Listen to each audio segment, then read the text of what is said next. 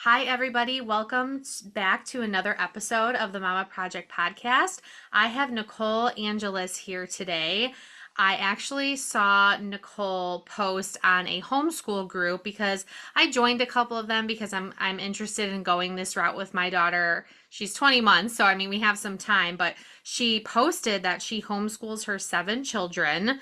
Her oldest is 18 and her youngest is 3. And she was just posting about some of their accomplishments. And I was super impressed and was like, I have to get her on the podcast. So, Nicole, thank you so much for being here.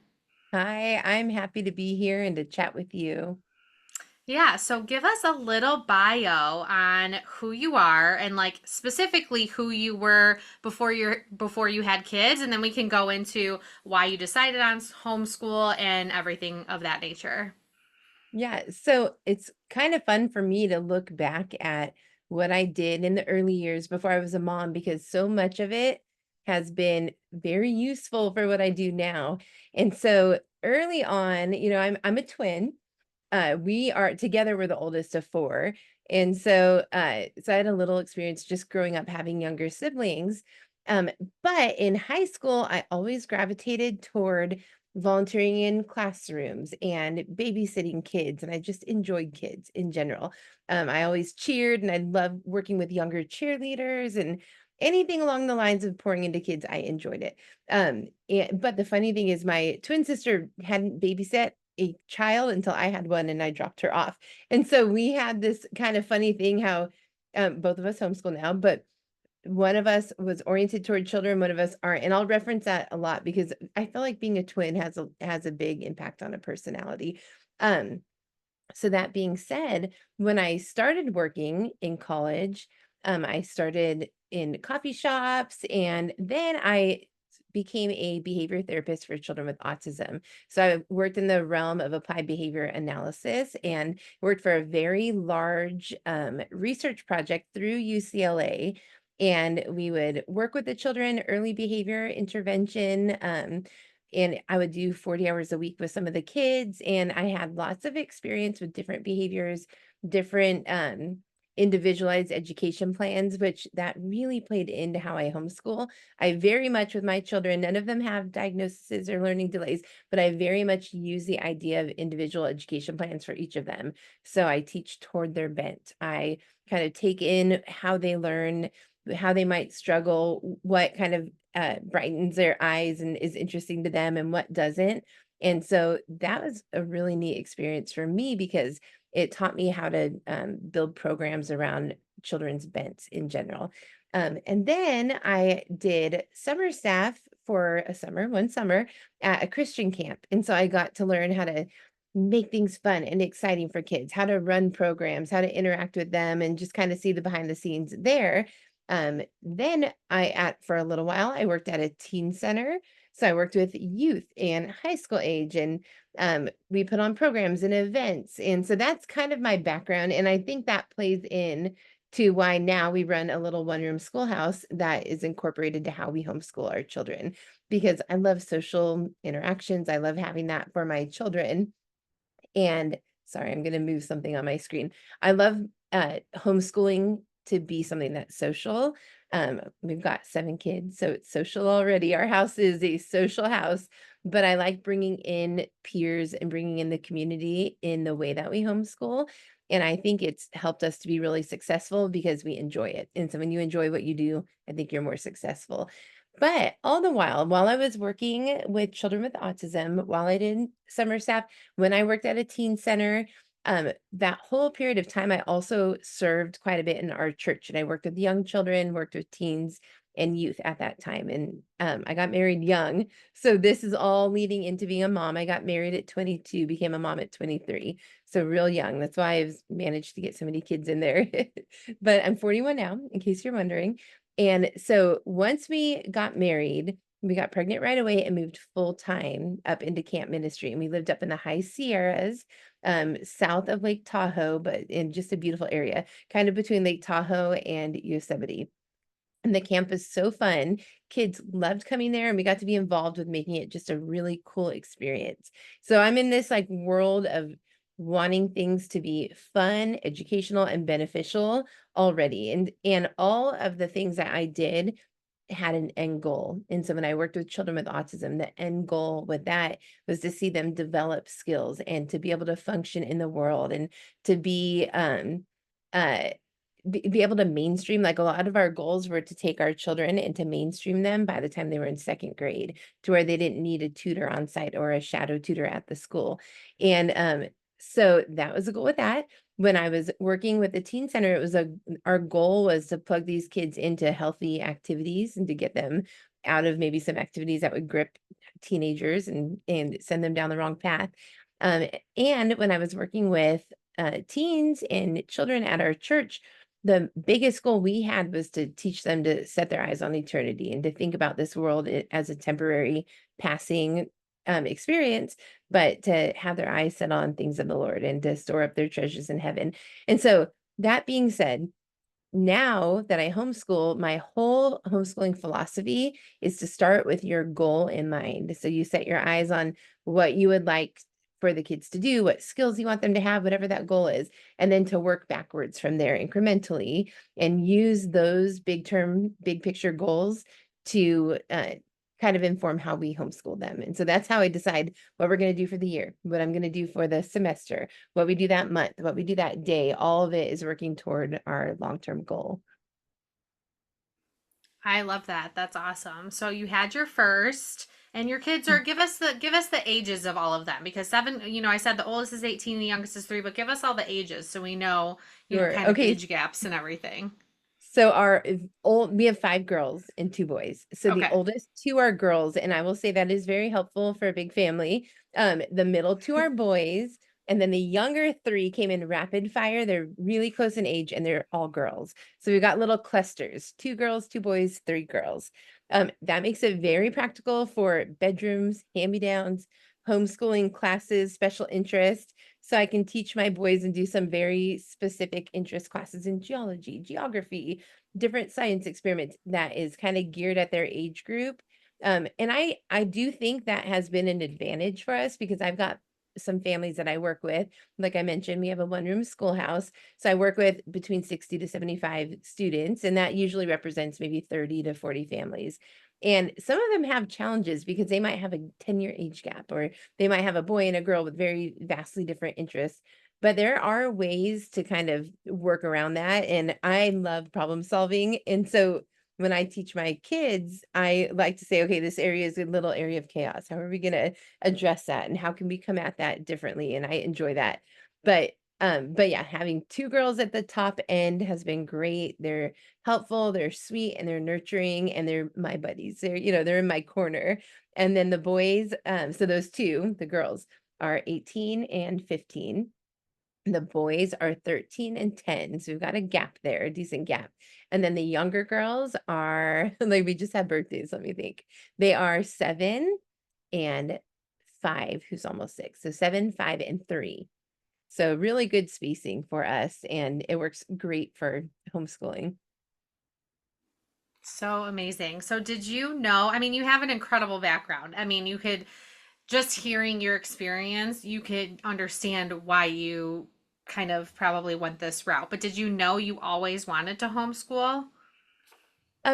Actually, no. I loved public school. Like I mentioned earlier, I cheered. I was voted most spirited. I was all about we were the Tigers. I was all about Tiger pride, and I'd have everyone painting their faces and their bellies and showing up to the games and organizing chants. And so definitely loved school. Didn't I mean I had your typical bad experiences in school, and I would say I made bad choices in school, and that kind of informed, I thought, well, maybe we can attempt the homeschool route if we have behavior issues. I would say it was on the table for that if I needed to. Um, Now, at the time, we live in East Texas now. At the time, we lived in Northern California in the farmland, very rurally, in a little town called Patterson, California, which wasn't very far from like Yosemite and Tahoe, but in the farmland, the valley there. The town was little and the schools were decent. I knew generations of people in that town. I knew the majority of the staff. I had family and my husband had family working for the school district. And so homeschooling kind of came about because as we got closer to school age with my children, I was seeing these families in our church who had homeschooled children, and they just kind of caught my eye. They were very informed, very smart, really sharp, very respectful, and I just saw like, man, these kids look like they have been poured into, like their characters had been built. And I had these kids, I had 2 at the time. I was pregnant with our 3rd. And I thought I was very much peer oriented in school, and my friends kind of informed my character. But these kids I was seeing were just very wise beyond their years, very mature, very thoughtful, and it was like drastically different. And I noticed it. And so I would say character building wise, that's what first put it on my radar. I thought, well, I've only got these kiddos. I'm responsible for them. I love them so much. I want to give them the very best opportunity that I can give them. So maybe I thought, well, maybe while they're young, I'll start like a year or two. Maybe I'll do kindergarten and first grade while their little personalities are being formed and, before they're real discerning to know, not to pick up on bad habits or bad language or whatever it is. And so I started out that way with the full intention of getting them involved in the school over the next few years. And I thought for sure high school, because I love prom and I love the holiday events and any sporting events. I want them to be able to play sports. And so as I started, when we would and I started even with a charter, which in California, you have to have even either a private school affidavit, so you become a private school, and that was very intimidating to me as a new mom. I was like 26 or something at that time, 27. Um, so I didn't want to go that route. And the only other option in California is to be with a charter school. So that's like an umbrella school, which is part of the public school. It had funding connected with it. All your state funding went there. And so I thought, well, that's kind of fun. They can do dance and they can do gymnastics and horseback riding lessons. We did all the things at first because it was all paid for, piano lessons, anything. And so we started with that. And part of going that route is that they have to do state testing still. And so I got a year into it. We didn't test the first year, but we would do a little bit of like feedback and assessment. By the second year, my daughter was off the charts, like testing very well. And I was like, I'm not even like I'm putting effort into it. And I had known how to do individual education plans. I already knew how to do that. I knew how to keep charts for mastered subjects and subjects we're learning and introducing from my time doing behavior therapy. So I kind of took that approach because you kind of do what you know. And that's why I like doing interviews like this because you can either reinvent the wheel or you can learn from moms to kind of do what they know, and then we can pass on tips. So what I knew at that time was doing very organized behavior therapy. So I kind of implemented that, and my daughter was really thriving with that kind of structure.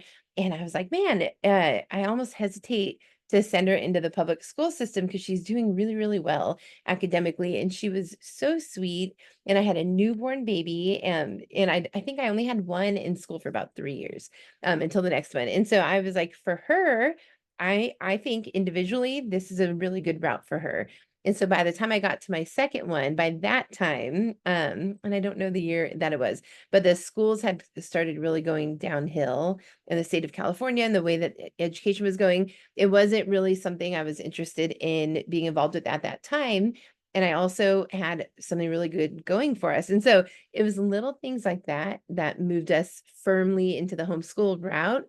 But I am not even still, I'm not like every kid should this or every kid should that. I'm very individualized. And but what works, I give credit to the things that work. And so with our family, it was working very well. So by the time my second daughter was old enough for school, and I really like in my age group, I was a younger mom. There was a lot of us in my age group that had went to high school, went to elementary school together, went to high school together. A lot of us came to Christ at the same time. Our college group at our church was huge, became the young marrieds group. We all married each other, and then we all parented at the same time. But because we got pregnant right out of the chute from our honeymoon, basically, it was a month or two after that. But we had a baby so much sooner than a lot of our peers. So I think it kind of helped because they got their brave friend to go in there and homeschool and try it. And little by little, more and more of us in my peer group started homeschooling. And it was so fun. And we did. And the ladies just ahead of me in life invited me to be involved when they did stuff. And it really we had this little microculture of homeschoolers, and it was fun, and it was so much fun, and the kids were thriving so much that, we just kept growing because people would see, and they would have questions. And, so we had a few mentors who would put on classes, like how to homeschool classes similar to this, and that I benefited from, and I invited people to. And so with time, it became such a good fit for our family that, I didn't really consider the public school route after that. Wow, what an amazing story. I so many questions. I'll get to like the Q&A at the end from the questions I had some moms ask on my Instagram, but first I just got to pick your brain a little bit more about this. So, obviously you had experience picking curriculums and working with behavior, but so I think like 18 years ago, like did you just decided on a curriculum? Like now I feel like there's so much available to parents who are interested in this route, which is amazing. But like 18 years ago, you probably just had to create it yourself. Is that right? Yeah. So curriculum has always been, and even now, years later, that I would say the most intimidating thing for every homeschool mom. It is the thing that takes time to research. There's so many options, it's almost overwhelming. Even years ago when we started, there were enough options that I was still overwhelmed. There's many more now. So the way I get around that is I watch and I see what kids are doing great. I ask a lot of questions. I'm very intentional about seeking out mentors in every area of my life. We got wisdom on that, some great advice early on to have mentors in our lives. And so I do that in every area. And so with homeschooling, I started reaching out to my mentors and I asked what curriculum did you use? What do you like? What don't you like? And that's where I started learning that there are different, I didn't even know this. You guys might not know this, but that's where I learned that there's so many different homeschool styles. There's Charlotte Mason, there's classical, Waldorf for the littles. I mean, the list goes on and on. There's a thing called hack schooling now. That's something to Google. It's called Why Hack Schooling Makes Me Happy. It's a TED Talk. That is a neat and very and it was a very impressionable video for me to watch early on. But there's so many routes you can go. You can be eclectic to where you pull from different routes for different kids. I'm definitely in that camp, but I do a mix of like classical, which is very traditional, and you read the classic books and you do some memorization. But some of my kids, it's torture to memorize, and so that's where I'm eclectic because for that kid, doing unit studies might be better. And so that being said, I didn't know that there were even different approaches. When I pictured homeschool, I pictured classroom setting in the public school setting in my house. And I really set my home up that way. I made a classroom, I put posters on the wall. And over the year, after a year of your house looking like a classroom, you don't go that route again. Some parents will, but I wanted my house to look like a house. And I did. I don't know if you can see, and it's probably messy over here. I have a curtain hanging up blocking a closet that's like got an air conditioner in it. But I did something like that when I was over the school looking like the house looking like a school. I would hang up a curtain rod in an area that wasn't even like a window, but I would put whatever I needed there and close the curtain rod during the day. Or I would buy like an armoire with doors, and on the inside of the doors, I would have posters and counting boards with their school in there, and I would close it because I like a simple house and I like it to be aesthetically like easy to look at. And I didn't want the clutter of schooling stuff around. Um, Based on the curriculum that you pick and your style, you'll either have a lot of school material and there's a big initial investment, or you could be very simplistic in your approach. Charlotte Mason's very book oriented, or different Waldorf is very simplistic. That's for younger kids. That kind of goes away at an older age, but the Waldorf style. But the amount of initial investment will also kind of fall into the type of homeschooler you are. If you do classical, you're going to be buying books and you're going to buy some of the curriculums very expensive with that because there's entire kits and there's cards to memorize. So that being said, any mom thinking about homeschooling is going to feel overwhelmed when you come to the big curriculum question. And I have taught now, I've taught my own kids. And years ago, I started doing Homeschool 101 classes for moms. And I've started hosting, I started maybe 7 or 8 years ago, I started putting on homeschool conferences, very basic is, we started just very basically. We'd have a panel. I'd bring in seasoned homeschool moms. We'd have a curriculum swap. We'd bring some curriculum in for moms to look at and thumb through so that they can lay eyes on it, because a lot of it's online and you can't really peruse it. I found out in the South they have what is the name of that store? There's a homeschool curriculum store in the town right next to us. And I was like, it's all in one place. I've never seen it. I had only ever bought things online that are homeschool specific. And so now, in certain towns, I'll try to remember the name, or maybe you could Google it. It's an affiliate, or it's connected with Hobby Lobby. Someone out there's yelling it at the screen. But anyway, finding curriculum, looking at it, using it, sometimes you'll waste, like for at one point in time, I was spending $500 over summer buying curriculum for all my kids, and then starting it, getting 2 to 3 months in and deciding like, oh man, I hate to say it. I hate to even say it out loud, but I don't really like it. And I invested a lot of money in it. And so that is trial and error. A lot of moms start that way. But the beauty is, if you can kind of figure out your teaching style, you're going to teach you're not going to teach in a way that is not similar to the way you understand things. So if you can figure out your teaching style, there's a lot of resources out there. If you can figure out your child's learning style, you can kind of narrow it down to the curriculum that will work for them. Because if you've got a kiddo who's real active and very, bounces around a little on the ADHD side, or just loves touching things and being tangible with it, they're probably not going to be like classical. You're going to do more unit studies and all encompassing things so that they can immerse themselves in it. It might be something like they're doing a unit on Civil War, era. So then you go to a reenactment and you go and you look at uniform in the museum, and then you have them research the uniforms and the part. So it uses both sides of your brain, and it's active. And then they might develop a model that would show a battlefield, so that's unit study oriented, really fun.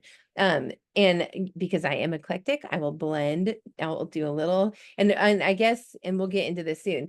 I have learned to do different types of learning different days of the week. And I think that's made us really successful. So we do a lot of reading that would tend towards Charlotte Mason. We do a lot of reading on one day. We do a lot of hands-on learning a different day. And then we'll do field trips. We do field trips sometimes once a week. And so that's very much, in the unit study realm of things.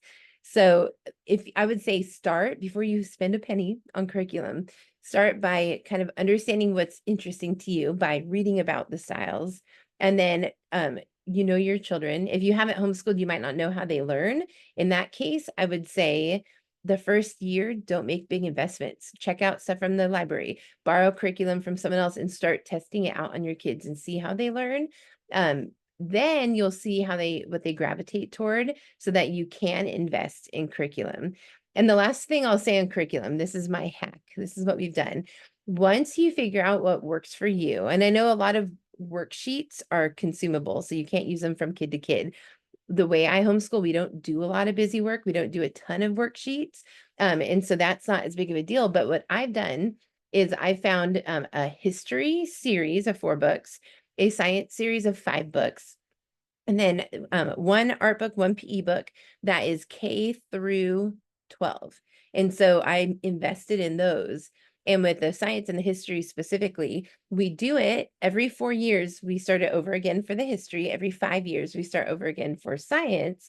And they just they're able to learn it at a higher cognitive level each time. So we develop the concepts more and we go deeper. So by the time they graduate, they'll have gone through it 3 times. So they really can internalize that information. And then you can peel off from one subject to enrich it by doing a little unit study here and there. So that was my hack with all 7 of my kids, and it being so expensive and it being time consuming to learn new curriculum. So I just started mastering the curriculum I had and repeating it to where I don't have to even lesson plan anymore. I'm on my second or third time through with some of it, and I know it inside and out. So I would say, depending on how you like to prep, I don't like to, I will make a scope and sequence. So I will start and I'll figure out the beginning of the year how many pages we have to do to finish it by the end of the year. But I'm also somewhat relaxed. And so if we are not on track, but they're still learning in another way, I'm fine with that. But I'll give us some structure. And then from there, I'll be okay with kind of switching things up. but I don't love lesson planning. And so because I've internalized the curriculum, I've put the time in years past, I can pull out that book. I recognize it. I know what we're doing. It's got different complementary books that go with it, or I know of documentaries that go with a specific portion of the history book or whatever. And so it's made my job a lot easier. And it's how I'm able to manage so many things is you start to streamline the areas that used to be all consuming and you make them just habit, like muscle memory. So as far as that was great. That was super comprehensive, and I've heard that as well. That there's just so many curriculum types that it's like overwhelming. So Yes. that was a good way of putting it to not overwhelm moms, I guess, at the start. Was like they have to pick one. It kind of sounds like you have to learn how you teach and how your kid learns and go based off of that. So when it comes to homeschool, I went to private school my whole life, and private grade school, high school, went off to college, and there was homework, right? Like there were homework and there were tests. So how is homeschool structured? Like, is there a lot of homework? Is there a lot of testing? Like, how does that part work? So that is going to be again, parent by parent, family by family, even within a family, child by child. I've got some kids who just grasp a concept and I know how they learn. And if I can ask them a few pointed questions and I understand that they've internalized the concept, I don't give them busy work for the sake of busy work. But because of my background in applied behavior analysis, what I'll do is if they seem to master concept, I'll move on, but with a little time, I'll revisit it and I'll ask them a question from a chapter or two before, to let them display that they have internalized it and that they grasp it. If they don't, then we'll pause, we'll go back. If they're really struggling grasping it, that's where the busy work comes in. Sometimes repetition and revisiting it, spending a chunk of time looking at it in different ways is what causes them to internalize it. But I guess I would say that is my teaching philosophy is I want to introduce a concept and on some level, based on their age group, I want them to internalize it. And if I've seen that has, I always tell my kids, it's going to give you a little new wrinkle in your brain. If that has been filed away and there's a wrinkle in their brain and they've got that under their belt, then I'll move and I'll build on it. So we'll move to the next thing, building on it, bringing up what they learned and how it ties into what we're doing now. And we have 7 kids. And so every kid is in a slightly different place, but because of the curriculum we use, I can teach them as a group from that lesson, understanding my littles are going to catch just a little bit of it. They're going to maybe catch the overarching idea of a chapter, where my middles and my older ones are going to get it a little deeper. And I don't worry about my littlest ones because I know we're going to repeat the subject again in 4 years or 5 years, depending on the books. It's a little bit different with math and with language arts. And with writing, which I tie like a lot of people do, reading, writing, language arts together. And my philosophy with being good at the arts and language arts and at writing is if you're reading very high quality works, the classics, and you're seeing the flow of speech or, the flow of how things are written, and you're seeing how the paragraphs are structured. You kind of, like I had mentioned earlier, you know what you know. If you haven't been taught something, you don't know it. So again, because you know what you know, when you're reading, and you're only reading the classics and you're reading very well written things, you're going to internalize that. And that's going to be similar to how you write. And so if you teach them by giving them very well written works, I've seen this with multiple kids now. They write similarly to that. It raises the standard. There's a reason the classics are the classics. They're very well written, they're well structured. The way that they bring a paragraph together and a whole chapter and they carry a thought through it. If you give them a ton of exposure to well-written things, and they kind of rise to the occasion. So you don't have to do as much, as many writing prompts and this and that. Give them what I do is I just give them a ton of exposure, a ton of reading time. And then when I have them write, I see the way it's influenced them and it's informed the way that they write. So that's kind of the way I come at that's a subject that would have a lot of homework normally and a lot of busy work.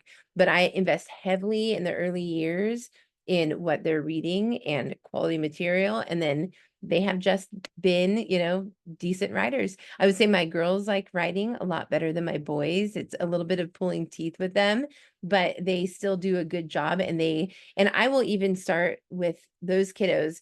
We were talking about homework and busy work.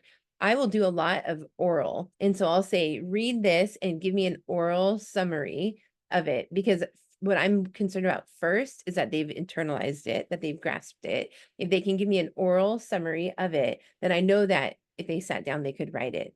And so, if they can organize their thoughts and they can repeat the main themes that are in there and pick out maybe the three most important things, well, that's the basics for writing a 5 paragraph essay. Is you pick your main theme, you pick your supporting reasonings, and you give details for each of them. So I teach them the basics of a 5 paragraph essay, but we do it orally quite often because if they already know how to structure sentences, we won't just give them that busy work to give it to them. So I tend toward less uh, time on a computer typing. I tend toward less writing time. I try to make sure they have internalized it. 2 days a week we do book work, and so that's all we do. We sit down twice a week. They have basics like how to, nouns, verbs, all, how to structure a sentence, different proper punctuation.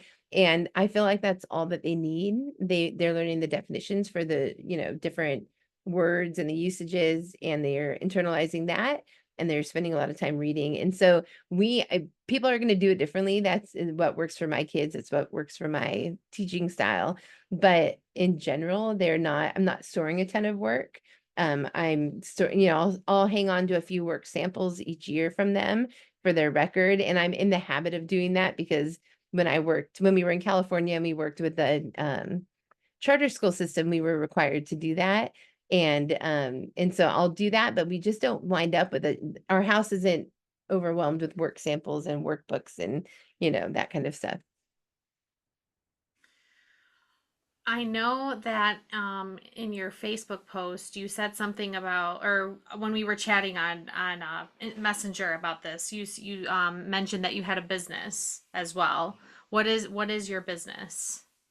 So we run, it's called One Room Schoolhouse in the Piney Woods, and it's a little one-room schoolhouse. So we teach enrichment classes to kids in the community. And that ties in, like I said, I loved public school because I loved prom and I loved the holidays and I liked having birthdays with friends and recess, the group projects, that kind of stuff. Even things like show and tell, I enjoyed it. And so I didn't want my kids to miss out on that. And so when we moved out here to East Texas, we were playing with the idea of buying land and doing an outdoor education camp because we had a background in camp ministry. But we were also kind of playing with the idea of opening a one-room schoolhouse. And so we kind of just looked at land until we found the right property, and this one had a cottage on it. So we've remodeled it like a Victorian era one-room schoolhouse. We have benches in there. We have vintage educational artwork and pieces in there. And it's genuinely just one room. It's got a little front porch.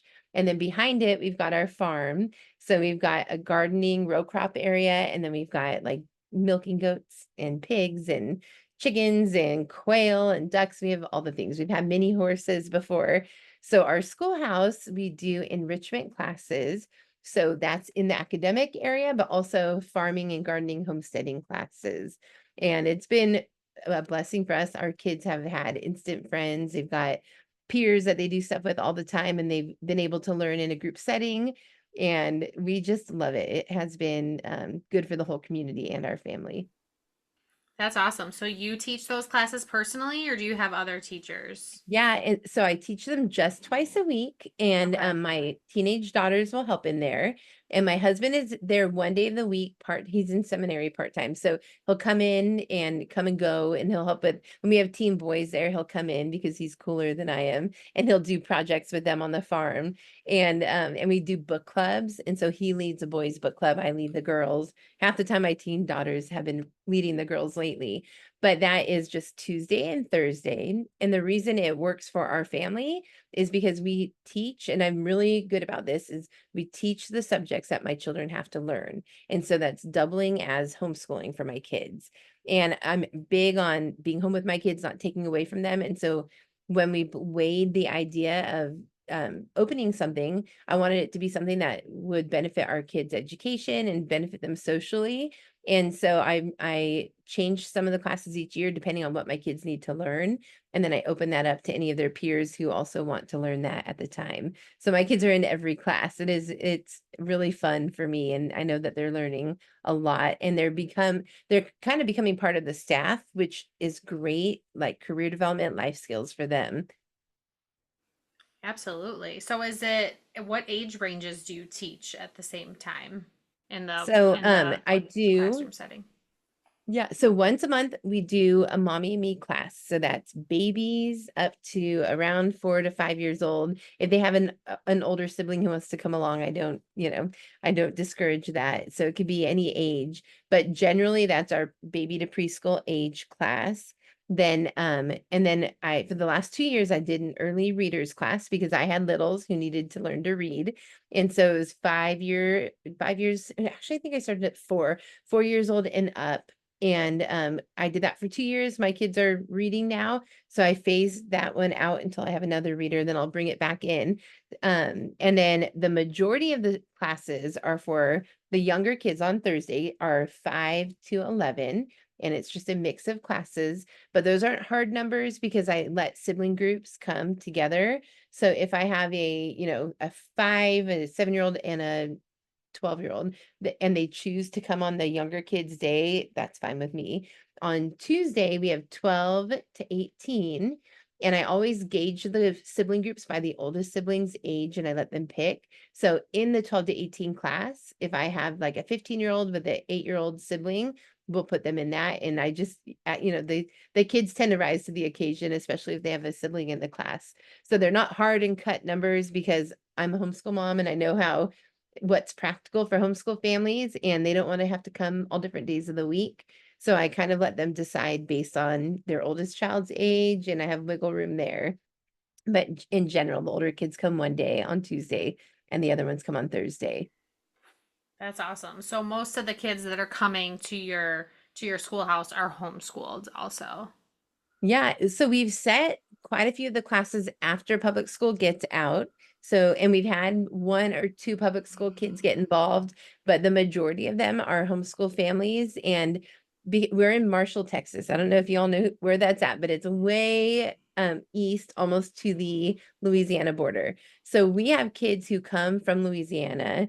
They come from areas about an hour away. I don't think we've had any come more than an hour, but because it's just one day a week, they'll travel in and their parents will spend the day, in town shopping around, going to coffee, and the kids come here. The way we've structured it is it's a drop-off style because it's so little. The classroom's tiny, and so parents will drop them off, but we have a picnic area, we have parking areas, so they'll sit and wait and play with younger siblings who aren't in the classes. So I'm very flexible because I've been a homeschool mom so long that I could try to think like what would make it more practical for these moms, and I've structured it that way. That's awesome. So are there homeschool rules by state? Does each state Yeah. have its different rules? Okay, and where would Yeah, a that's a mom so if a mom wanted to start homeschooling, how would she go about researching the rules for her state? That's a that's just a foundational, fundamental question that most homeschool moms need to start with. All of us love an organization. It's called Homeschool Legal Defense Act. So HSLDA is what the acronym is. So that is a legal group who are homeschool advocates, and they have broken down the laws for every single state.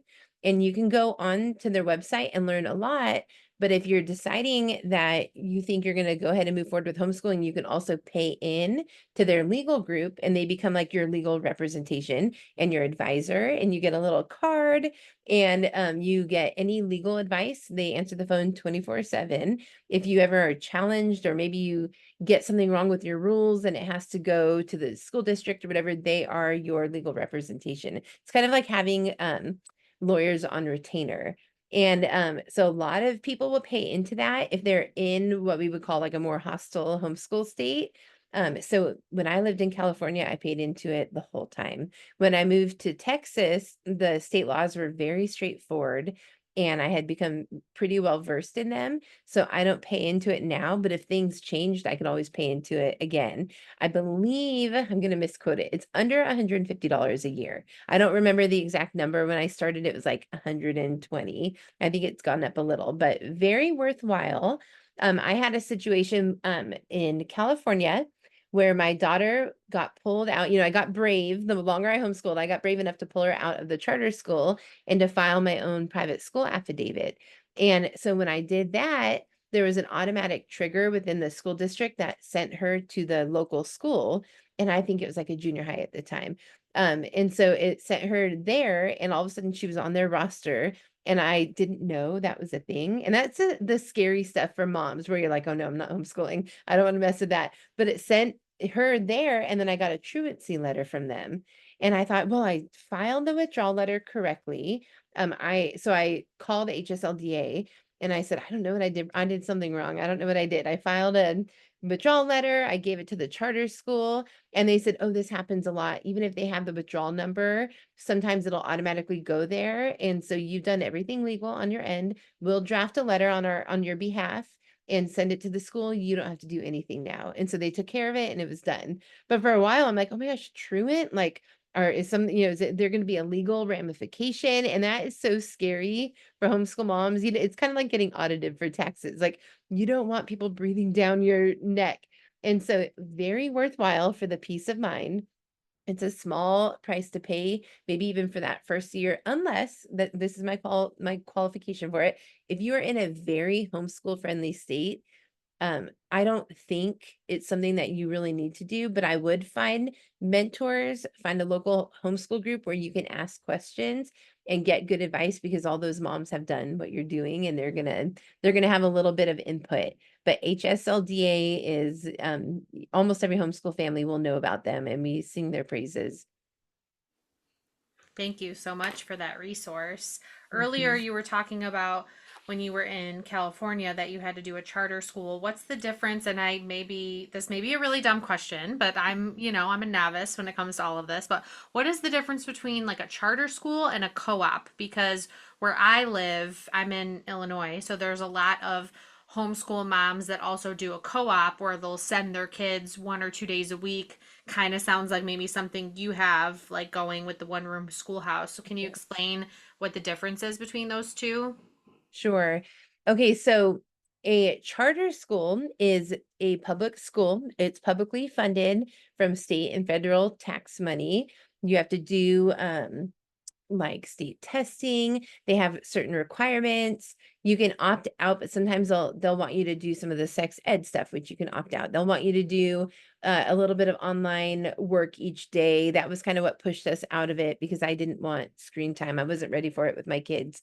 And so they can put requirements on you that you have to either do or you can't be involved in that school. So it is to me, it was like this like safety blanket when I started because I had an overseeing teacher who was wonderful. You might get a teacher who's very like-minded and love it, or you might get a teacher who's overbearing and it will put you off.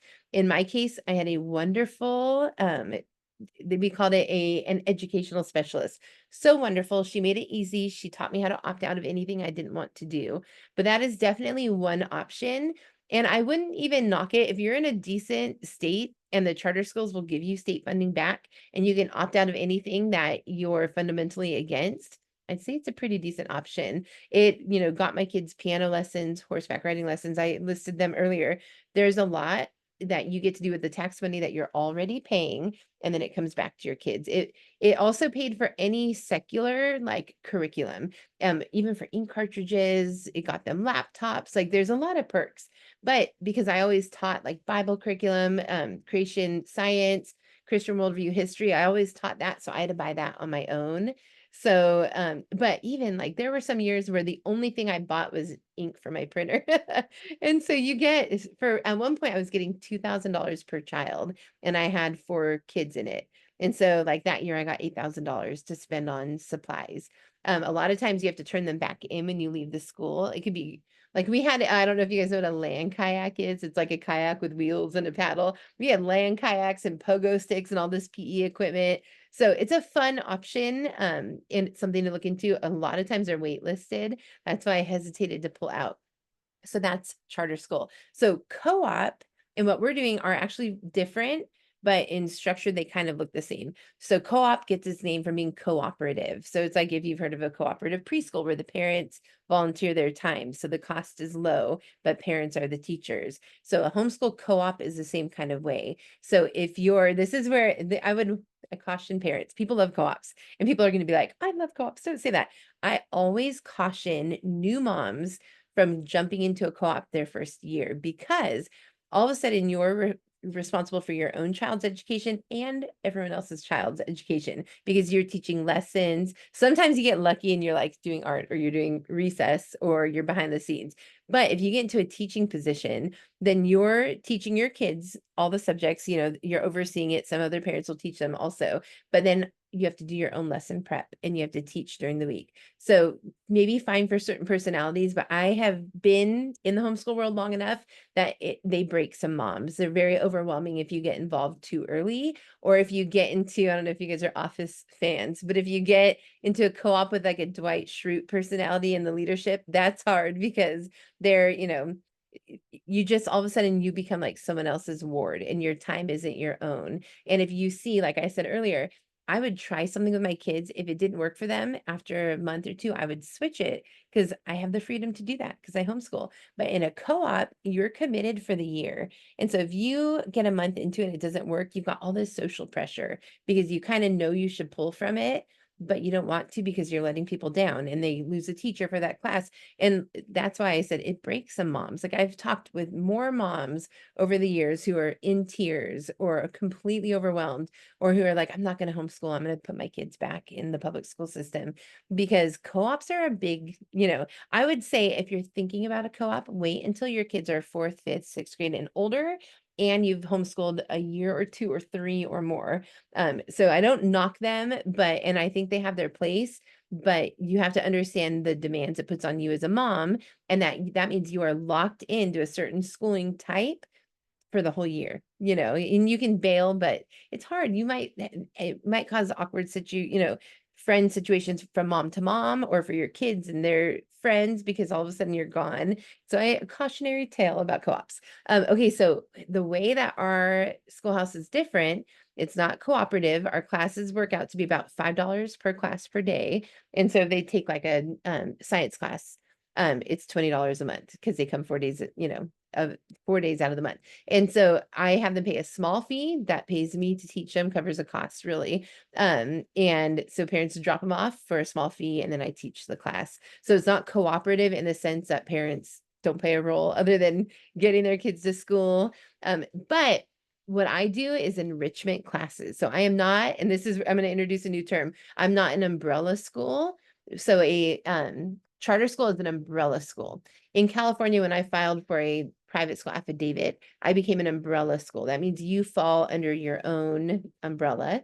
And then you can bring people into your umbrella school. You keep their transcripts, you keep their scope and sequence and their work samples, and you give grades, and you are in charge of all of them. So that's not what I do with our schoolhouse. I teach enrichment classes. So sorry, I have a fly here.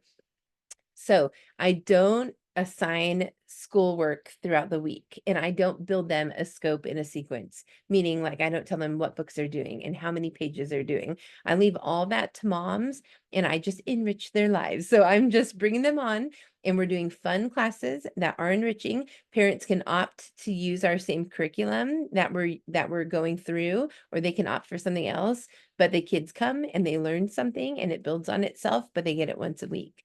And so mine's a little bit different from that. But an umbrella school, I'm going to visit that again. So there are very large homeschool umbrella schools. You'll hear like K-12, Christian Liberty Press. There's so many.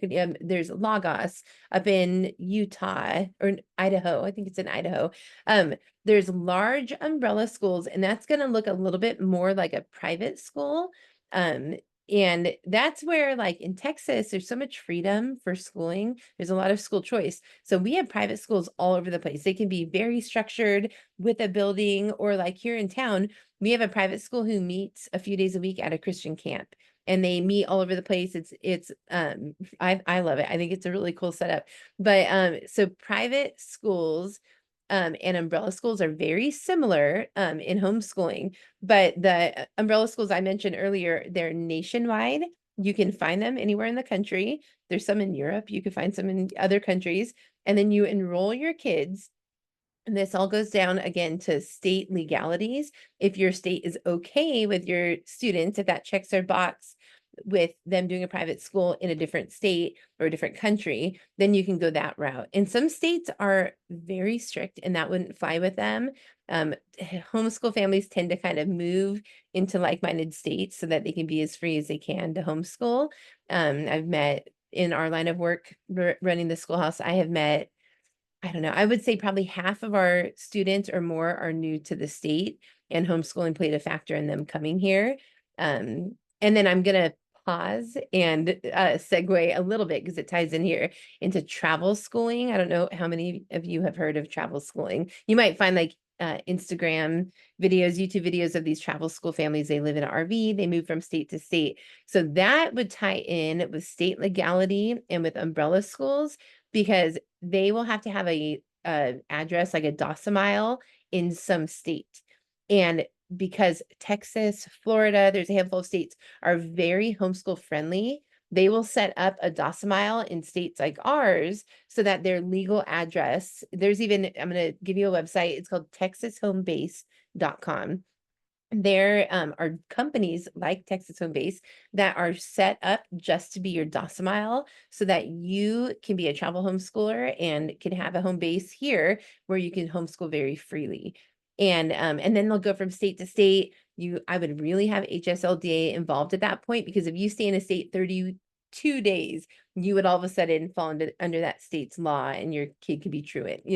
And so you have to know the state laws when you're traveling, and you have to cross state lines so that you're not automatically becoming a citizen of that state. It gets complicated. There's so much out there. I've never been a travel homeschooler, but I know about it because there's just a lot out there and it's interesting. So you could go down that rabbit hole if you were interested in it.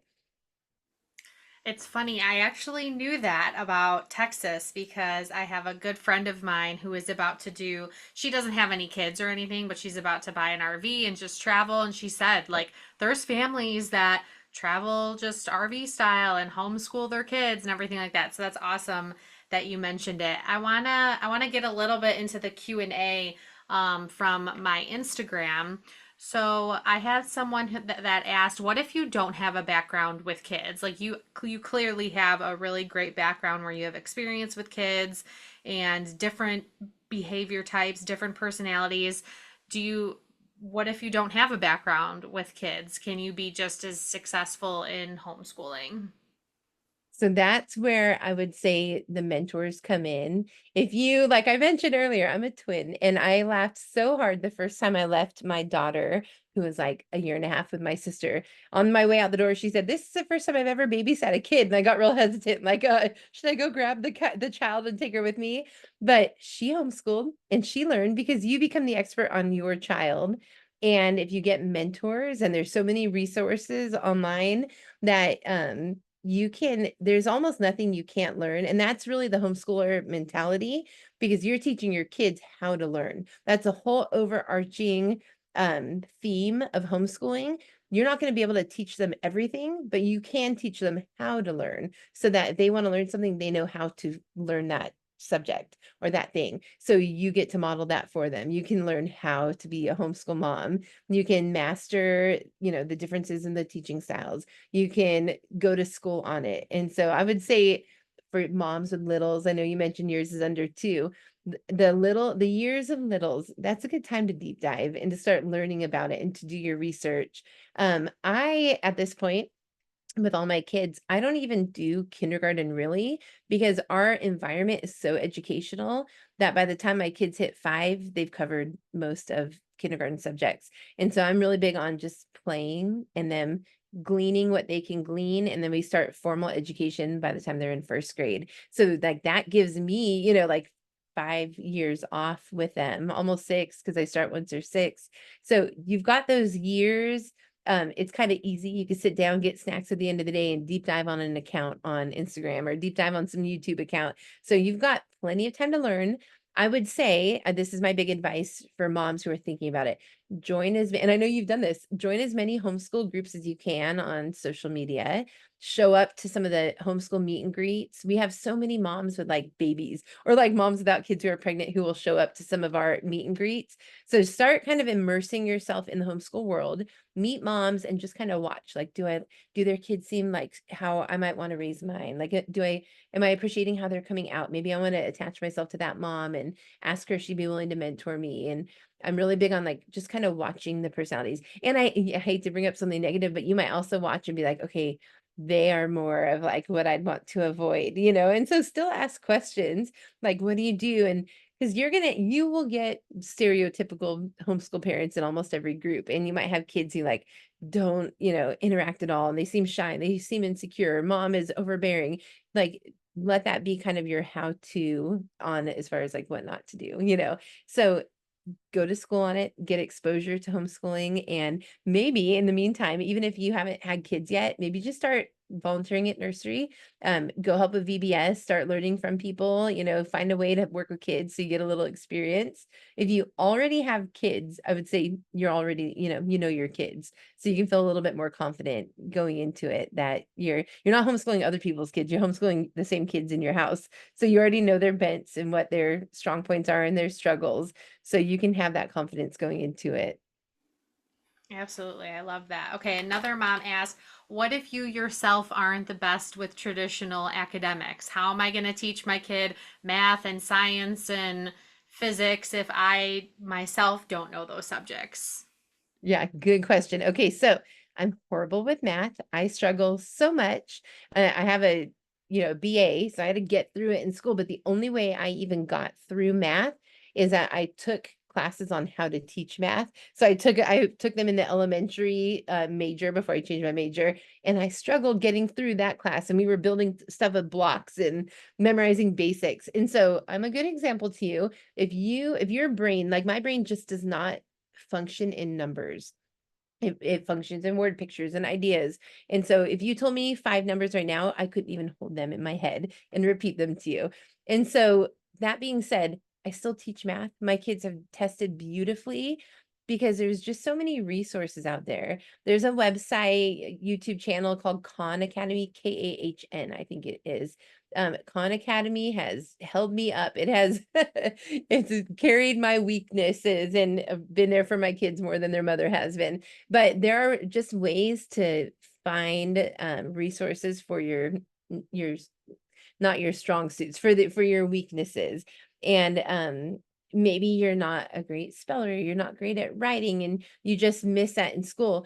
By the time you're done homeschooling, you're going to have redone your K through 12 education, however many students you have. So I will have gone through all of education 7 more times. And so you build your confidence. After you're teaching your first child, when you hit it again, you're already more experienced. And so everything is hard when you start it. And it gets easier with time because things become muscle memory. So I'll just say it won't all be easy. Behaviors will be hard. Some of the subjects will be hard. And that's why I said earlier, you have to start with your end goals in mind and then work backwards from there. So if your end goal is to teach your children to know how to learn, that means you get to model it for them and you can be very transparent with them. Like, I'm not great at this subject, but you need to learn it. And I want to be a blessing to you by teaching it to you. So I'm going to work hard on my end. We're going to learn it together. And if you don't get it, that's okay because I didn't get it. So you can just be very transparent with your kids about why you're doing it and the motivation behind it. I love that. Another mom asked, what if you work full time? How do you homeschool when you have a full-time job? So in our Yeesh. schoolhouse, we have multiple moms who work full time. And I ask them that too. Like, how do you do it? Like, I can't even imagine. And I'll start to answer that with saying that before you homeschool, even if you don't work outside the home, before you homeschool, like just keeping little people alive is a full-time job. And then you think to yourself, like, so now I'm just keeping them alive, keeping the house functioning, trying not to run out of money, trying to feed them, like all the things you do. And then you're adding on top of that the weight of homeschooling, and it feels overwhelming. And so, whatever it is that you're spending your time working at, if you're working full time, um, your kids are somewhere while you're working. And so depending on that, the where is depending on who has them, where they're at, that can be an option. So if they're in childcare, maybe they can do online classes and you work with their childcare provider. If they're with grandma, you can see if grandma's on board. If you and dad switch, I've even met single moms who homeschool, and it blows me away. I'm like, okay, so when you're at work, what are they doing? How are they? But they just get really creative. Because the reality is when you're gone, they are somewhere. So if you build in a structure and a system that works for you, and wherever it is that your kids are at, like if they're willing to come alongside of you and support that, I have had like we have quite a few part-time working moms who use our schoolhouse, like daycare and a homeschool location, and they drop them off, and they work that day. So you can get creative. It Again, none of it is easy at first, but once you kind of figure it out, it just becomes second nature and it's just what you do. And then you will get that question all the time, like, how do you do it? And then you'll be the mentor and you'll tell them how it works for you. Yeah, I love that. So, how do you get it all done? Like, what does your daily schedule look like, and do you ever get a break? So, okay, you had sent me this question a couple days ago, and I read it to my husband, and he giggled because yes, I get lots of breaks. And he was like, I think we both laugh. My husband and I both laugh so much because I am very big on moms not being burnt out. And because I'm big on it, I take my breaks like I'm taking medicine. Like, mama needs it. Like, I need you all to understand, like, if I'm burnt out, no one is benefited from that. So, I need my downtime. I went yesterday, I got my nails done, I got my eyebrows done, I was gone for hours, I got my toes done. And so I'm very easy on myself because no one benefits from me throwing in the towel, getting to my breaking point and throwing in the towel. And so to answer the second question, I have an old blog and I will tell you the blog and I can send it to you to link it, but I have an old blog that I wrote when I think I just had 4 kids in, and I'm talking like 9 to 10, 11 years old.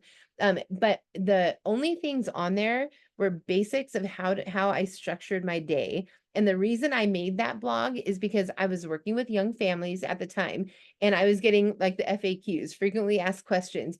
And I was like, I'm like repeating myself on all of these. So I went and I just built like 7 or 8 blog posts and I have not even added to it since then. Those are my 7 or 8 how-tos. And it's like how we meal plan and how we budget, how we structure our time during the day, how we keep our focus on things of the Lord. I did one on like field trips. And so I just put those things there. And the funny thing is I have linked those. It's, 10, 11, 12 years old now. I link those to people sometimes once a week, even still. And the whole idea behind that blog is building systems within your family that make you functional so that you look at the areas that are chaotic and you take a step back. I always pray about it. I talk with my husband, I get feedback from my kids, and then I build some structure into those areas so that they're not chaotic anymore. And I'll give you some examples, but doing that, taking the time to build some structure into our home and our lives, all of a sudden, I have mentioned muscle memory multiple times because all of a sudden those things just become what you do. It's just what you know. And then it's easier and then you can take on other things without being burnt out. And so an example of that is we do morning and evening routines every day of our lives. There are things that have to be done, like it's our hygiene, it's running the dishwasher, running the laundry, making breakfast, getting our quiet time done. It's a handful of things I know I want to do every day. And so I've just built a morning routine for all of the kids, and they all know what to do. And it takes us sometimes 15, 20 minutes, sometimes a half an hour, depending on the chore. And then the whole house is reset and functioning. And so I implemented that probably 15 years ago. And then a year or 2 into it, I realized, okay, the morning routine really depends on an evening routine because we need to get certain things going in the evening so that when we wake up in the morning, we are functional also. So we are switching the wash again. putting clothes away, doing the dishes, picking out outfits for the next day, setting alarms. It's very basic. But doing that, we have a certain time each night, and it's not super structured. I am not an overly structured person in general. Like, I don't keep an hourly schedule at all. My soul would be stifled if I did. And so it's very structured in the way where I check the time, and usually it's like the kids are getting loud and I want them to go to bed. I'm like, okay, guys, we're going to start evening routine. And I don't even have to tell them what to do. They already know, it is memorized. And so they're like, okay. And they go, and I assign different kids different chores, and I kind of change it. If they love their chore and they're fine with it, they'll have it for years. If it's like sucking the life out of them, then I'll swap that one around a little more between kids. No one likes dishes. I don't know why, but they don't like dishes. And so I swap that between kids often. I have one kid who loves laundry, delighted to do it. No one else is asking to do it, and she's done it for years. And she does a good job. And then I even have something like the three little girls that we have. Takes forever to brush their hair in the morning and get them dressed. And so for a while I was doing it. Then I had a kid not liking dishes. So I said, I'll do dishes, you do their hair and get them dressed. And she loves it so much that she's been doing that. It's my 15-year-old loves taking care of the little girls. They're like three little dollies. So in the morning, I'll come out from doing whatever chore I'm doing, and the little girls are dressed and their hair's done, And so I just kind of make a list of what do we need to do during the day. And then I just make a list, and then I start saying, does that need to be done in the morning or at night? And I break it up into categories, and then I talk with the kids. I get feedback. I'm not like a oligarch, like mean, person, but I'll say, what would you prefer to do? What looks fun? What is there a chore in here none of you really want to do? And I explain, like, team effort, if all of us are going to do a little bit, but I'll break it up, or I'll do it. Or I'll let them do half a chore, like you unload the dishes, you reload the dishes, or whatever. But morning and evening routines, I have a blog. My blog is called Sufficiently Dependent blogspot. And I'll link it to you so you can post it. But if you look up morning and evening routines, I have that for all ages. Even the littles who can't read have a little list of what to do. And I drew pictures, and they're very proud of themselves when they do it. And they've all fallen into line as we kept adding kids. It's just what we do. And so that's part of how we get things done. I have a menu. It's very basic, and it has a pre-structured grocery list that goes with it. I used to have it like written. We have it memorized. After using the general menu for so long, we can just go. I know what aisle everything's in, but just kind of figuring out, like, what do we like to eat? What's healthy? What's affordable? And I spent a lot of time triangulating all of those to build our menu. So that's another one. And there's just, you look through, there's not many posts on there, but that's my answer to how we get it done is we free up our midday. That's our goal. As soon as we're done with, and we don't even wake up that early. If we're done with our morning routine by 11-ish, then we start our day. We don't start earlier than that. I'm chill. I stay up late. I drink coffee all day, every day. It's part of the reason. But I drink coffee in like a big water cup. But I'll stay up until 1 a.m. sometimes just to have my downtime. I don't work around the house. I'm usually in zombie mode by then. But we're just very easy on ourselves. We educate and we structure our home in the way that works good for our family and personality type, and people will do the same thing. I have good friends who are in bed by 7, and I'm like, it's weird. I don't get it, but they function, and we all are just a little different. So yeah, that works for us, and we are very functional, and we'll take on things quite often. Yeah, what I love that what you said about you have to just do ultimately what works for your family, and that I was like getting a little like choked up thinking about the 15-year-old, how she helps the little girls get ready. It That's and so they stinking bonded. cute. Yeah, that's It's so been good cute. for their relationship. So another question is, how do you balance schooling like the older kids and taking care of the younger kids? I mean, you have a 3-year-old, so she's not even technically really school age yet. So how do you balance that, the school for the older kids and still taking care of the younger kids at the same time? Yeah. Okay. So, you alluded toward this earlier in the podcast, but I think you found a post of mine where I talked about my oldest daughter. She graduated at 16. In fact, she was like only 2 weeks into being 16, very, very young when she graduated. But she did that because I always, with all my kids, propose like a challenge to them in high school. It's like a big project, a very big life skills project. And so I do it based on what they're interested in, what they're learning. My oldest daughter was wanting to go to school, loves academics. And so I said, well, wouldn't it be neat? Her name's Evelyn. I said, wouldn't it be neat, Eva, if you could go to like a college that would like just be very rich in the topics that you're interested in?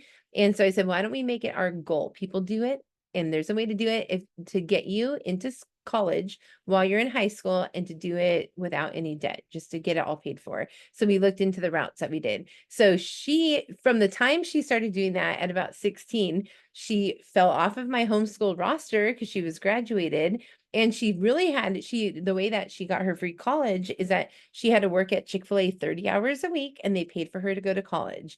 That was the route she found. There were a lot of different routes, but that worked for her. So all of a sudden, my oldest kid fell out of the helping rotation, and I got a little like, oh, like, can we function without her?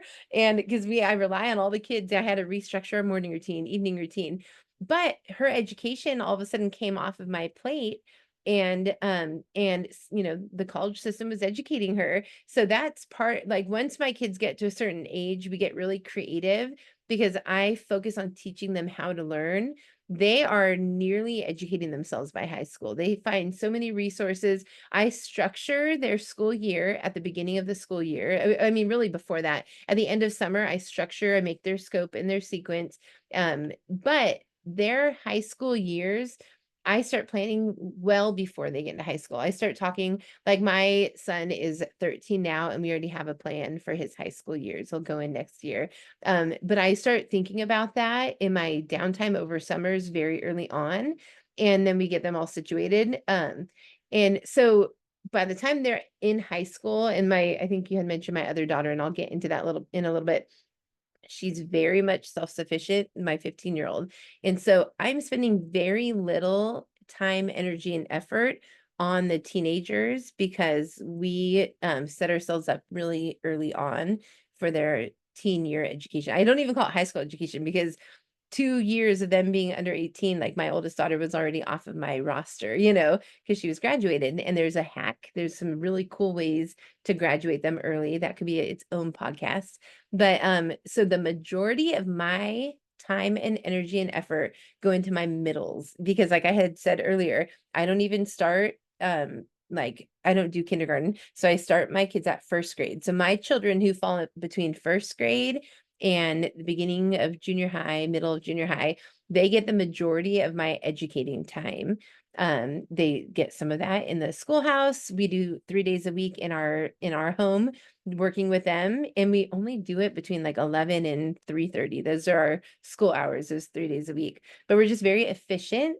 Part of that, we touched on it earlier, is I don't give a ton of busy work and I don't give a ton of homework, but I teach them how to learn, how to internalize subjects. Once they've internalized it, and here's a very practical way of how I do it. I test them out of subjects. So I will get books and I'll give it to them. This is what I did with my daughter. I gave her a book. I said, read through the whole book, take, a week, read through all of it. And then I'm going to start testing you out of the chapter quizzes at the end. This is like an entire textbook. And whatever she didn't know, I would circle what she didn't know. I'd find it in the text, and that's what we would spend a week or two on. But what she knew, she knew. If she got it, there was no reason to teach her those pages and the other things. She's read it once, she grasped it, she internalized it, and we moved on. So we did every high school subject that way. I gave her the books. I let her do an overview. The things she didn't grasp, I sat down with her. I went over until she could pass the test on it. And then when she was in 8th grade, this is my oldest daughter, I got the SAT, ACT test prep books, and I gave her a cold run through of the ACT, SAT test, and she tested out of a number of them. And so I took all those off the list, all those state standards, everything had been met. And we spent her freshman year and part of that summer teaching her the things she didn't pass until she could pass them. And so by the time she was 16, she could pass and do very well on the ACT, SAT test. And so that's a practical answer of why, like, we just start early. And the whole mentality, and it's 2 things. And I'm writing a book right now. It's called Discipleship Homeschooling. So my 2 answers to why it's doable for me is, 1, we teach them very strong character habits, character building traits of being diligent. And, you know, a lot of it is discipleship, like honoring the Lord, being faithful with little things. So you'll be faithful with much. And so we teach them how from early on to, you know, give thanks in all circumstances. Like if it's hard, give thanks to the Lord that He's letting you do something hard. If it's challenging, thank the Lord for not letting everything be easy all the time. And so we just give them, we build in godly attributes in the way that we teach them so that when they tackle a subject, they understand it's going to reflect their heart and it's going to build their character. And I'm not the enemy from giving them math. Like their math is good for their character. There's certain math that they need to know to get by in life. And I'm reasonable. Some of the math they don't need to know to get by in life.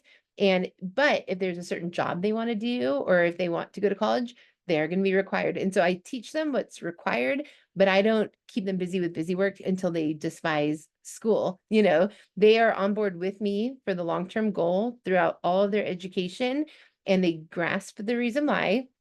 They don't fight me on it because we've built in character skills. And so we are just really big on like whatever they're doing, they need to do it to the glory of God, you know, and so they're doing it to honor the Lord, to glorify Him. And I really think that's why my daughter thrives so much. And I even tell them before you start school, pray. If you're like not wanting to tackle that math page, ask God to give you a good attitude, number one. And pray that you'll have good recall and that you'll be diligent and faithful. Pray that for discernment when you're learning the lesson. Pray that you can focus on the actual lesson time, and that you've got a very good, uh, like a diligent attitude about focusing during that time. Because I tell them all the time, that lesson time, you're not going to get a ton of lessons from me. You're going to get a lesson on this math subject, and then you might get another one in 3 days. So that's the most important time for you to pay attention. So work at it with all your heart to grasp that subject at that time when I'm giving it to you. And I explain to them too, like I'm giving you this time because it's important that you learn it. It's important to me. So you need to make it as important to you as you can because then I have to move on to something else. And if you're only halfway listening and you're distracted, it'll throw the day off. Like we're going to be very diligent during those lesson times. And so I think we've just learned to make the very most of the instruction time. And then they're strong readers. I'm huge. I have a book actually. It's called Teach Your Child to Read in 100 Easy Lessons. And that book starts them with no letter recognition. I'll introduce it to my kids at like 3, and it ends on lesson 100 at a second grade and a half reading level, 2.5. And so it's only 100 lessons. So they start at 3 and they finish it at 4.5, you know, or I space it out. Whenever they're done, they're a second grade and a half reading level. They're great and they're ready to sit down with the textbook and be able to learn some things on their own. And so I'm huge on that book. It is kind of a snorer. It is not everyone's favorite book, but again, I get into character traits. Like if it's good for you, not everything's going to be fun. And so because it has so many benefits, even though it's kind of boring and repetitious, and I tell my kids, like, your whole education experience will not be repetitious, but the foundational stuff that you need to learn, we're going to be very, very diligent about it and get it under your belt. And then you don't have to revisit it again, you know? And so I think it's just trial and error. That book came highly recommended from so many homeschool moms that I was like, I'm going to give this a try. But if you Google that book, you're going to get a split crowd. You're going to get like, I've never yawned more in my life. And you're going to get like, every one of my children have learned how to read using this book. And I am right there in the middle because, oh my gosh, I literally yawning fits. I die getting through it. I've done it so many times. Like, in fact, I did it for 2 years in the schoolhouse and I thought I got to take a break. We're taking a year off before I can tackle that book again. And so I love it. It's great. It's kind of a snorer, but if you're willing to do the hard thing, it will reap a huge benefit to your kids. Okay, couple questions left, but I love all the information you're giving, and you could tell you're super passionate about all of this. I'm excited that you're writing a book about it because I feel like we could just keep talking and talking and talking. But another thing that I wanted to address is that I've heard myself that, like, homeschool kids are weird and they need school in order to socialize. So what would you say about that? There's been some moms that are like, I would love to homeschool, but like socialization is really important. So I need to send my kids to school. Yeah. Okay. So I think homeschooling, and I think it's very clear, homeschooling in the 90s, even homeschooling in the early 2000s when I started, and homeschooling now is vastly different. I think the COVID lockdowns and everything has changed homeschooling in general. There are so many people that homeschool. I'm blown away. It's especially weird for me because I was in it early on, where at a handful of the events I would go to, the different homeschool conferences, like you're gonna get those quintessential unsocialized students. Um, and we're in a weird time in the world because now there's a lot of weird stuff going on in the public school realm. And so weird, it's kind of like choose your weird, you know. Um, but if we set aside weird, if we just talk about socialization in general, just wanting kids to be around other kids, there's never been a time in the world where there's more opportunities for that in the homeschooling world because there's so many. In fact, our schoolhouse, now that I have it, people have reached out to me from all over. I've helped people set them up in even other countries in South Africa, in European countries. There, so stuff like that where they can socialize, there's more of them everywhere. I help people start them now. If you're thinking like, I'd want to do that, like I don't do it to any financial benefit to me. I just feel like it's good for kids. You know, we've been in children's ministry for years. We care about kids and we care about parents being successful in their homeschool journey. So that being said, there's almost endless opportunities to socialize your children. And my degree is in sociology and history. And in sociology, we talk a lot about culture being caught or taught. And so social norms and things, so we can teach some things with our words and they're in books, but we also model some things. That's the idea of them catching things. And so it's at the point now in the world, like if you're weird, your kids are going to be weird unless they get an outside exposure. If you're normal, your kids are going to be kind of, I mean, I hate to say normal. It's like, how do you qualify that? But you don't if you're a thinking person and you're concerned about something being weird, you're probably not that weird. You're probably socialized yourself. So you can just model that to them. That's something that will be caught. And if you go to social events and you're willing to talk with people, their kids watch that and they do it. But also you do have to, I mentioned being a twin earlier, we have to understand like even twins have different personalities. My husband and I have different personalities. Some personality types are just not extroverted. And so to be introverted is not weird. It's just you, it's exhausting to you. It's an energy thing. Some people get energy from people. Some people get tired from people and they get energy from being alone in a quiet room. And so I wouldn't say like in order for your homeschool kids to not be weird, they've got to be extroverted. I think that is not the case. I would just say they have to learn how to function in the world. And there are a few things, even with my own kids, that they wouldn't have exposure to unless I was intentional about giving them exposure. And so things like if they're in the public school system, they've got to go up and talk to people on their own. Otherwise, they're just sitting there and not having basic needs met. So homeschool kids don't always have to talk to strangers, adults, you know, people who aren't their peers alone. So I create opportunities where I'm like, hey, here's my card, run up and order me coffee. And so that they have to learn how to interact and answer questions and not mumble to themselves or whatever. And so you can kind of, again, it's kind of like an individual education plan. You can pick what area you want to see your kid grow in, and you can create opportunities for them to do that.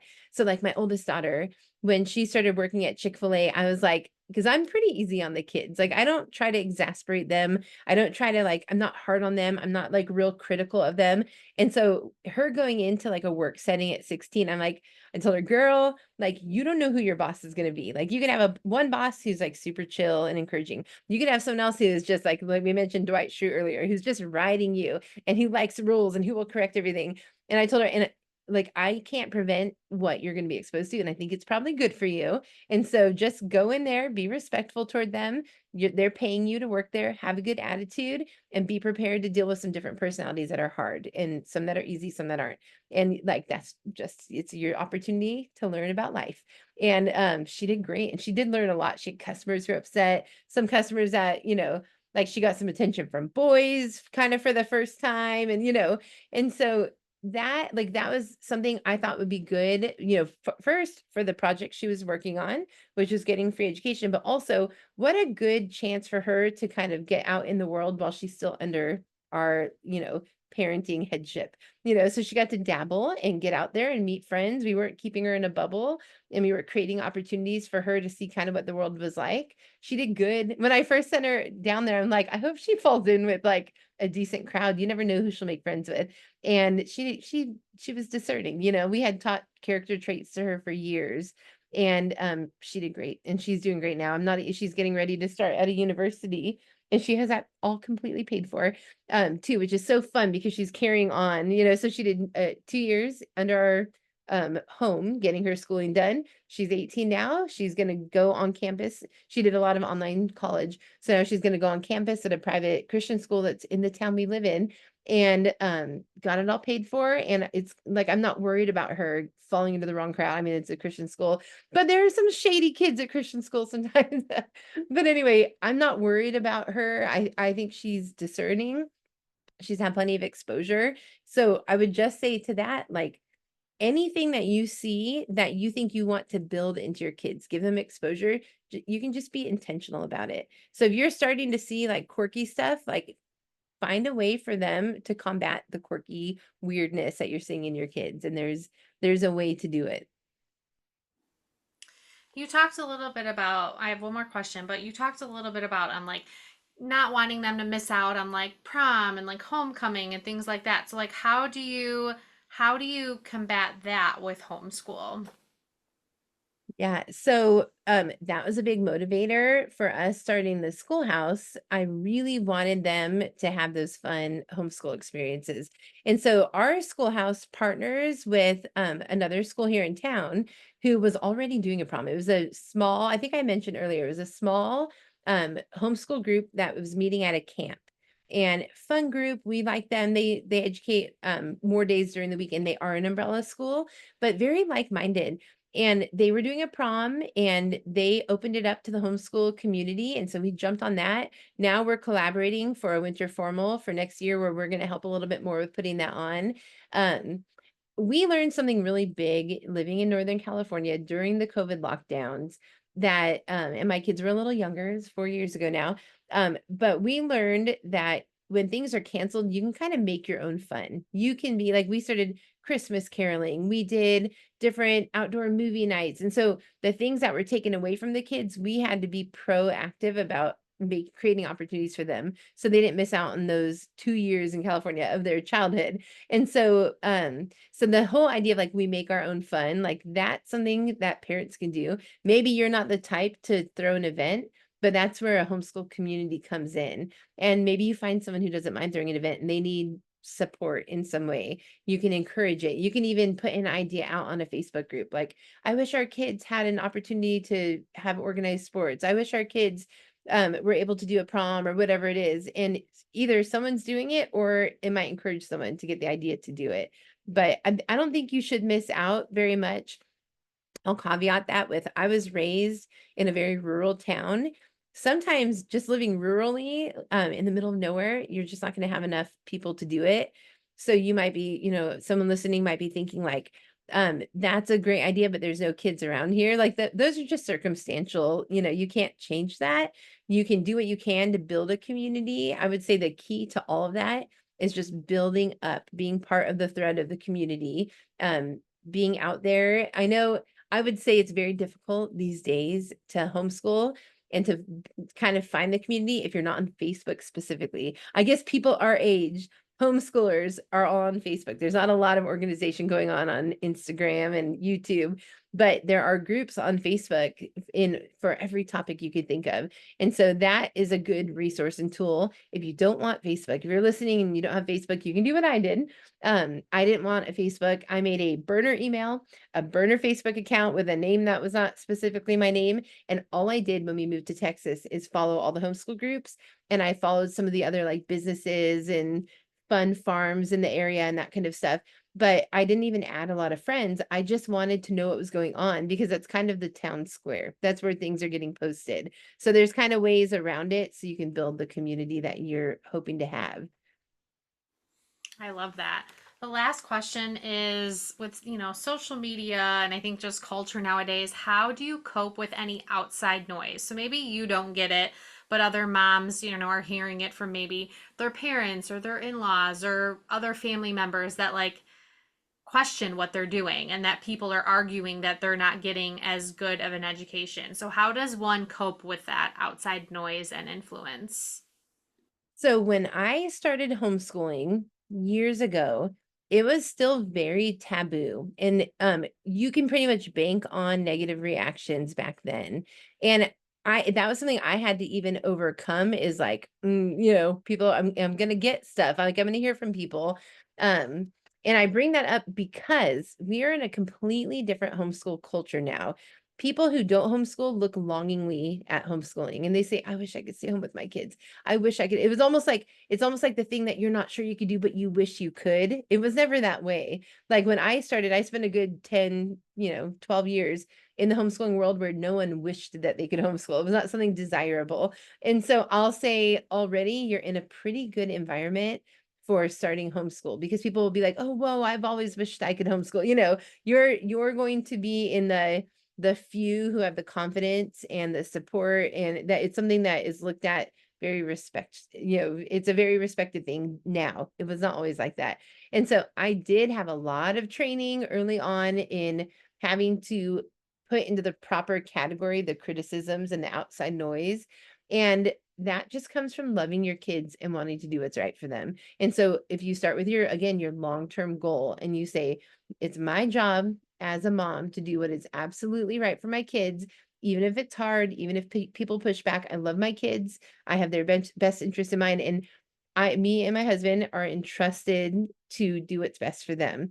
And so regardless of social pushback or anything, like you've just got to be steadfast. It's where like bravery and the heroic aspects of parenthood come in, is you just do what's right for your kids, even if there's pushback.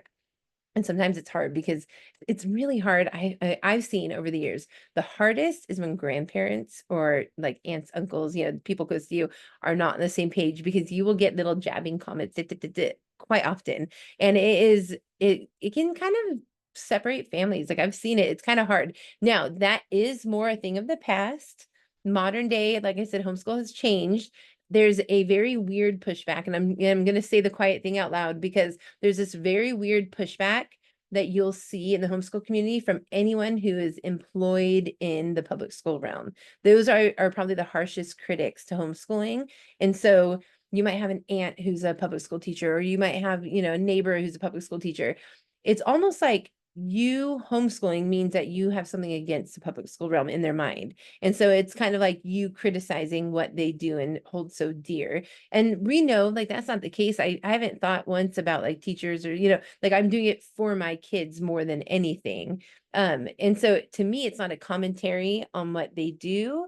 It's just me wanting to care for my kids. But the harshest, you hear a lot about families. Like I have my best friend is a public school teacher and I want to homeschool and they just think it's like the worst, or they like, oh, and they'll ask the kids, well, what is 8 times whatever, and they'll bypass parents and go to kids. And so that is just something to be aware of, like if you have a mother-in-law who taught school for years, like you might get some pushback.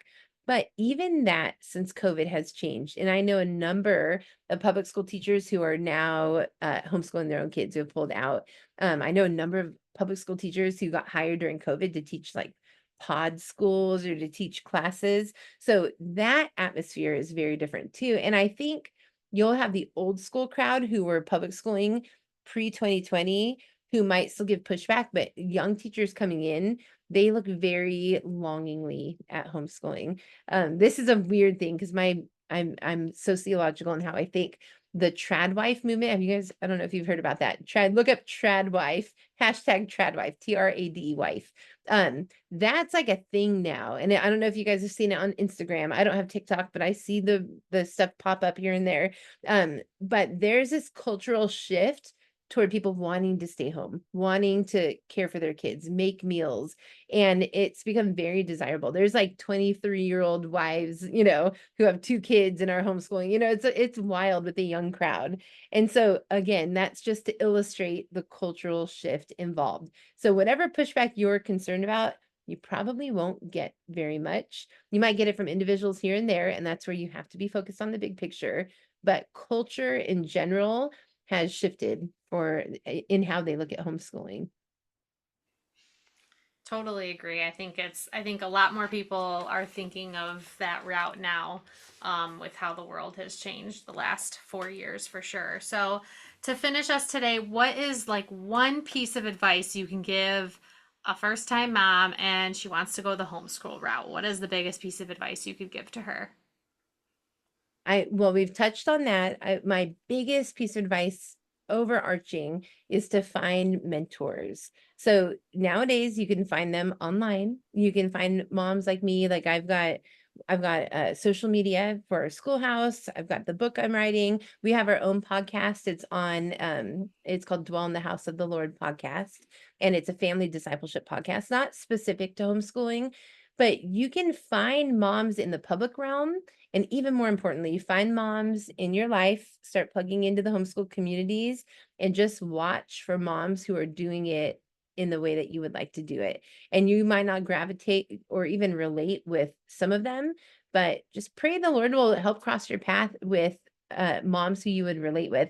And that comes down to in Titus 2, there's a model there where the older women pour into the younger women. It's a biblical model. And so the idea there is like not reinventing the wheel, not having to start from scratch, and having real people who have gone through it. Collect a number of mentors if you can, and look for people who have already homeschooled and take in their advice so that you don't have to learn the hard way, and just be a part of the community.